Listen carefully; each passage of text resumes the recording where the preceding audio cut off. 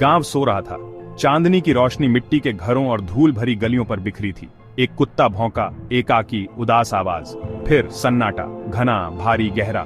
चारपाई पर लेटे बुजुर्गों ने पंखा झलना बंद कर दिया। कहानियां सुनाते बच्चे चुप हो गए। खाना बनाती औरतें रुक गईं, कान लगाकर सुनने लगीं। कुछ अलग था, ये सन्नाटा गलत था। फिर वो आया, एक धीमी गूंज, खेतों के पार से, पहाड़ियों के पार से।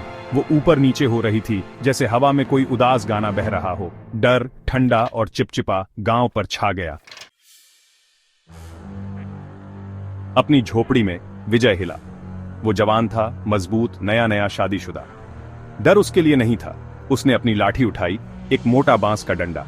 उसकी पत्नी प्रिया डर से आंखें फाड़े उसके हाथ से चिपक गई। मत जाओ विजय, उसने फुसफुसाया, ये आदमियों के बस की बात नहीं है। विजय ने धीरे से उसकी उंगलियां छुड़ाईं। किसी को तो अनजान का सामना करना होगा प्रिया, अंदर रहो, दरवाजा बंद कर लो। उसने उसके माथे पर चुंबन लिया, फिर रात में बाहर निकल गया।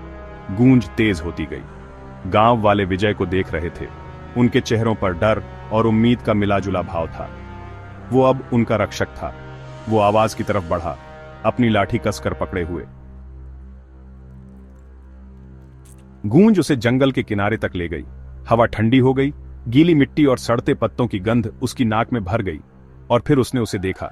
पेड़ों के साये में एक लंबा साया खड़ा था। वो इंसान जैसा था, पर गलत। उसका चेहरा, अगर था भी, तो अंधेरे में छिपा था। विजय की रीढ़ में ठंडक दौड़ गई। उसने ऐसे जीवों के किस्से सुने थे, अंधेरे के प्राणी जो रात में भटकते हैं, लेकिन उसने हमेशा उन्हें बुढ़ियाओं की कहानियां समझकर खारिज कर दिया था। अब तक। तुम कौन हो? विजय ने पूछा।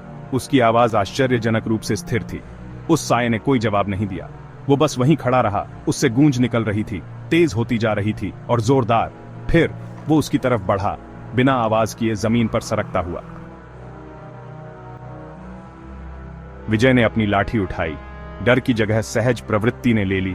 वो लड़ेगा, लेकिन जैसे ही वो साया करीब आया, उसने उसके हाथ में कुछ देखा, कुछ ऐसा जिससे उसका खून जम गया। वो एक छोटी मिट्टी की गुड़िया थी, प्रिया की पसंदीदा गुड़िया।